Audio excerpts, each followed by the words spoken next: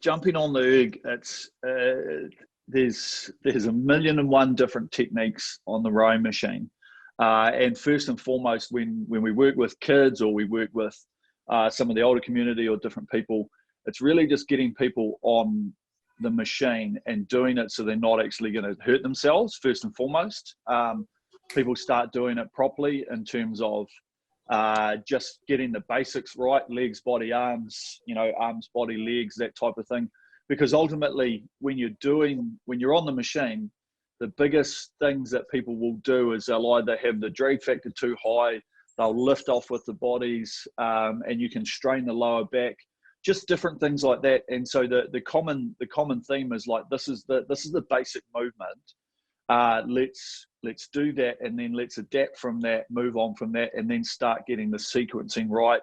And most of my common stuff that I talk about when I'm doing the coaching is that sequencing, because most of the time people have been on the machine, they probably know what they're doing.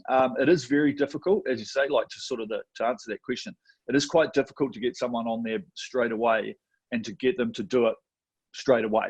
It takes a little bit of time, and as you learn it, as you get more experience with it, as you get that sequencing right, you do start to get better at it, and the people start to figure out that actually, oh, hey, if I do drive my legs and my body comes off my legs, all of a sudden, oh, I'm getting a better number, and then I can find some efficiency around that. So generally the common mistakes are people just not setting up forward, and then just lifting off the front. Those are the two real common ones, and they crash in straight off with the back. The back gets a bit arched, and you can do yourself a little bit of harm. So it's really just putting people in a safe environment, something where they can learn from, because as I said right at the start, everybody's technique's different. Mine's different than anybody else. I'm not that flexible, so I don't get a really straight upright back, and I tend to have a little bit of a curve in it. And hey, that's what works for me, and that's what everyone has to figure out.